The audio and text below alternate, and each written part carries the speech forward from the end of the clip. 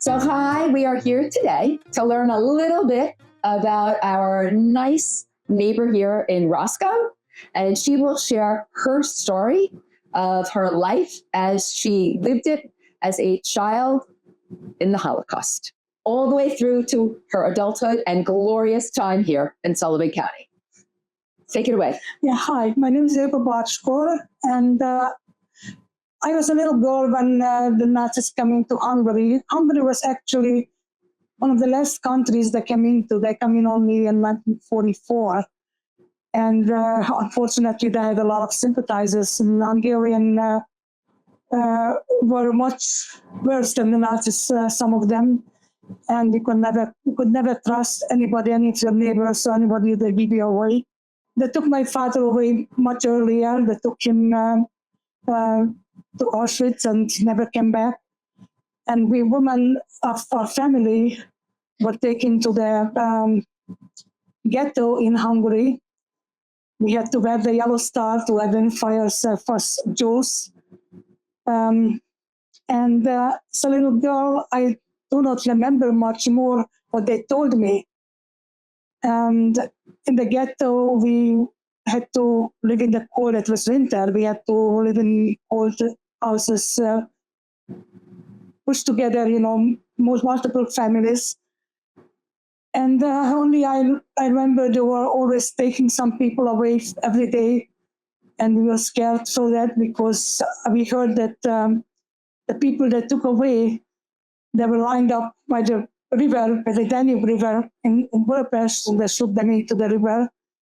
So my grandmother was quite wealthy, and she was able to maneuver that she find somebody outside the ghetto who was smuggling us out of there. So we were only a few months in the ghetto, and then they were smuggled out, and we were hiding in the countryside in basements of our families. And until the Russian came in and freed us, but it was a very difficult memory for me as a child also, that the freezing cold and hiding when they told me that they told me that I had to try a different name, that I shouldn't say what my real name is to identify myself. They took up some strange names, and I had to learn that, and they said I was smart enough not to give myself away. And when we came out of hiding, of course, went back to my grandmother's house. Everything was empty. It was stolen, everything out of the apartment. And we had to start all over again with our lives. When the Russian come in, it was not much different. It was more difficult. My grandmother had a garage. They just came in and told my aunt, who was the secretary, take your bag and go home. Everything was taken away again by the Russian. And also that time we had to be very careful what to talk, because you could never trust any neighbor and sometimes family member either, because there were sympathizers with the Russian. And people were just disappearing if they were not following what they said. So basically that was my childhood. And not much more I can say about that. So the people who will be watching this will be young kids, adults, of all ages, from maybe 5 years old all the way up to 85, 95 years old. Oh. So what message would you want the people to have from your childhood and what you experienced to life today? My message is just look at everybody as a human being and not what they were born for. But anti-Semitism is a very scary thing, and it's very mean, and we are all human beings, and we should love each other and help each other, not fight each other. So you went through a lot in your childhood. Yes. And then after you were able to trust some people again? Do you remember when that happened? Because you've said a few times, you had to be very careful who you spoke to. You couldn't even trust family members. My mother remarried when I was 10 years old, and my father was a cantor. And in Hungary, under the communism, you were not allowed to practice religion. In the school, they beat it into you that there's no God. You are from the monkeys, and that's only the Darwin and that's it. Right, Darwin. Yeah, Yep. no believing in God and my father had to be very careful if he ever went to a bar mitzvah or wedding or funeral. He had to go in secretly and had to hide the money he had earned there because they were not allowed to do that. So it was very difficult. You could not trust anybody because under the communism, if you didn't follow their belief, they just took you away and either send you to Russian camp or they killed you. So how old were you when you were able to not live under communism rule anymore? We have left Hungary when I was 15 years old. Then finally, they gave my father a visa to go to Israel because he was no use for the communists because his profession as a cantor, they didn't need him. And unfortunately, my stepfather lost both of his legs at the working camp in Russia when he came back from the Nazis. He had to cut off his both of his legs. I had only 10 centimeters under the knee. And he had to give him pension, so he was no use for the communists. So that's why, even though it took 5 years of requesting the visa, finally we got it. And I was under age 16, so I was on their passport, so we could leave the country. And we went to Vienna, where my father had one of his brothers. All his family was also killed in Auschwitz. His sister with a 6-month-old baby was burned in the gas chamber. That's his only brother was in Vienna, and he was Hasidic, which I was not used to it, and it was very strange, everything to me. Even he didn't even trust his cantor brother. And Saturday he went to the toilet after him sniffing his he was smoking or anything. Okay. So then me as a young girl, I didn't know anything about religion then. Mm-hmm. So my parents wanted to send me to Israel to a boarding school so I should learn about religion and everything. But unfortunately, from Vienna, they didn't know what the boarding school is, and that was a very modern school, so they didn't teach. When I came back, I was good Israeli. I loved Israel as a country, and I learned a lot about history, but I still didn't know anything about religion. Okay. So it took me a very, very long time during my life until I was able to get into believing in God. It took me a very long time. And was there ever a time in your life when you went back to Hungary? I went back a few times to Hungary, yes. And I got married there. My late husband had a lot of relatives there, and we done that a couple of times. And how did it feel to go back? The country itself is beautiful. It's very nice. Then later it became more liberal, and it was better. Mm-hmm. But the memories were there. No, of course. Now, you said they gave you another name when you were younger. They gave you another name. So then, did you have a point where you had to unlearn that name, like unlearn who that person was? No, it was very quick for me. When we got back to my grandmother's house, everything was okay. Right away, they told me, forget about that name now. I just what your name was. I was a quick learner. I was going to say you were very smart to adapt. I was a quick learner. They even told me, everybody was trying something to make money, when I get back, when I get liberated. One day they couldn't find me, and a neighbor said, "Oh, Eva is there on the corner. She's selling magazines." And I gathered all the magazines in the house and went out in the corner selling them. You were a young entrepreneur. Yes. You were a young entrepreneur. Yeah. Do you remember what it was like, or can you share what it was like to become liberated and how that felt and what you went through? I just remember it was a great feeling to be free again and not being in a cold, moist basement, because it wasn't easy. You're a young child to be. I mean, I lost my childhood. That's basic, I lost my childhood. I had no doubt to play with or anything. Right. It was it's a difficult memory, and even later on, I just. There's another person that we're going to meet. His name is Tibor Spitz, and he was in Czechoslovakia.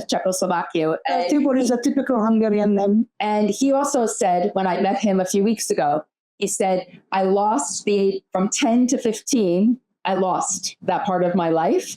And he said he was basically had to be quiet for 5 years because you were always looking around, but you had to be quiet because you didn't know they were in hiding also. And so he said he learned to be a very keen observer because he always had to look around, who was coming, who's nearby. But he spent so many years in silence. So he was more aware of what was happening because he was older. Mm-hmm. I was like 4 years old. So right. More difficult to remember. And of your family that was able to leave, able to escape, are they like all over the world? Did they stay in certain areas? What happened, my father didn't come back. My grandfather, my grandmother had an idea when everything started and they started taking people away. He put my grandfather into the mental institution because she knew that then they wouldn't find him because males was much easier to find than the Jews because they're circumcised. In Europe, only the Jews are circumcised. But in the mental institution, they wouldn't look for him. Okay. So that's how my grandfather escaped in the mental institution. Because after he was liberated, then they took him out of there and he was fine. But the women, my two aunts and my mother and myself were in hiding. My grandmother. And were there any people that did try to help you that you stayed in touch with or that tried? No, you couldn't trust anybody then. And now when you went to Israel, did you learn to speak Hebrew there or you didn't need to learn? Well, I had to learn it because I couldn't even ask for a glass of water or anything without it. That will be my one Hebrew word, will be Mayim from Hebrew school. That's about it for me.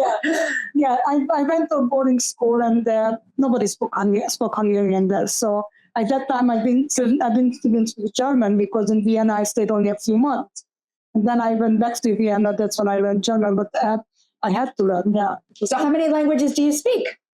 Well, most of it forgot of the Hebrew because so many years, and when you don't practice it, you forget it.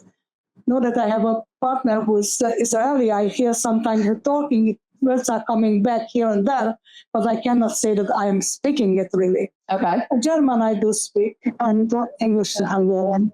All right, so you have German, English, Hungarian, and a little bit of Hebrew. Yeah. So that's very good that you have all those languages. Yeah. That's great. Is there anything a message you would like to give to the adults who are watching this, who will see it? Yeah, it's the same message which I just said before. Just try to love each other and help each other and don't judge anybody by color or religion or anything. Just see the person and know the person and then judge the person, but not because of religion. It's happening, unfortunately, in the world around for so many decades and centuries. The hate is because of religion. Not only the Jewish religion. Look at the Irish people. Mm-hmm. They were killing each other at the same country, each other because Catholic or Protestant. This is so insane. So, thank you so much for sharing with us. Thank you. Thank you. Okay. So I wanted to follow up to ask you some questions about your son. So you have a son. He was son, yeah, he's 58 years old now. And he was partially, I could say, he was affected by my Holocaust story because he was about 15, 16 when I told him about it. And first of all, he adored his grandfather. It was his idol. And uh, mainly also because he was a cantor and my son became a rock singer, and a little bit extreme, but he adored my father, and he knew about his story. And I tried to take him always on high holidays. I took him to the synagogue and I tried to teach him about the background on the religion. But I think because of my story and because he thinks the same way I do, that you have to look at people as human beings and not religion or anything else. He believes in God very deeply. I could say more than I don't know anybody or myself. But he doesn't believe in organized religion. And why do you think he doesn't believe in organized religion? Because that has caused him throughout the centuries, decades, that has caused always so many problems between people. Okay. And do you remember telling him that you were in the Holocaust? What was his response like? Do you remember what it was like? It made him very sad, and I think that's what affected him to think that way he's thinking now. And now when you say that he very much adored his grandfather, who was a cantor, that was your stepfather who adopted you, correct? Yes, he adopted me and my stepfather, and he spoiled me like unbelievable because he didn't want me to feel like he's a stepfather. And he was the best human being I had ever met. He was very passionate. He was very heartfelt. He was a mensch. Oh, beautiful, beautiful. I'd say he was a wonderful person. Now, your stepfather, who you nicely, lovingly call your father, where is he buried? In Hungary. He's in Hungary. Okay. He was then back. Well, he lived here in America. He became a citizen here in Ukraine, and they didn't want to give him any jobs because they was afraid of him because his leg was missing. He was walking wonderfully with 2 artificial legs. Couldn't tell that he had been artificial legs, but they were afraid of him that he not be able to stand. So he went to bar mitzvahs and weddings, but he had one study in Canton, New Jersey. Was every high holidays he had a job. That's the only place he had a steady job. And after a while, he didn't. My mother worked in a factory in Brooklyn. They didn't want to go away or for a handout. Right. So they decided they had a lot of friends in Vienna, and they decided to go back to Vienna because they were able to make more money there because the friends my father was able to work more over there. So they occasionally went over to Hungary because they liked the style. My father was, he liked the gypsy music. Okay. So he was a very happy person. Unfortunately, it was also unbelievable for me that as a cantor, he had a beautiful bass baritone voice, very powerful voice. His lung was always in training. He had lung cancer. So he passed away in lung cancer. And my mother didn't even let me know because she knew how much I loved him.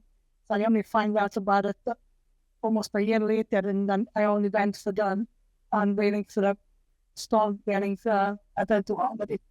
Oh, okay. But you have a son, and your son is a singer. So he's keeping it alive. Keeping it alive with rocks. And you have a granddaughter. Yes. So she's an nutritionist. Now, did you tell her that you were a survivor of the Holocaust, or did your son tell her? Do you remember? No, my granddaughter, 2 years ago, she wanted to know really my life story and everything, and she was interested. So she came over with a tape recorder, and she recorded all my whole life story. Now, was that the first time that she knew that you were a survivor, or she had known it before? I'm not sure. Okay. My son probably told her, I'm not sure, but that's when she found out. Oh, very nice. It's nice that she wanted to know. Yeah. It's very caring. Yeah, she's a very passionate person. Yeah. Very, very nice. Well, I want to say thank you because we met at the Daffodil Garden. Yes. So I want to give you, this is a small sign, like what's at the Daffodil Garden. And these are just some daffodils for you to have. Beautiful. I cherished it. Oh, thank you. And thank you for sharing so much. It's been beautiful to get to know you and to have you share. No, thank you.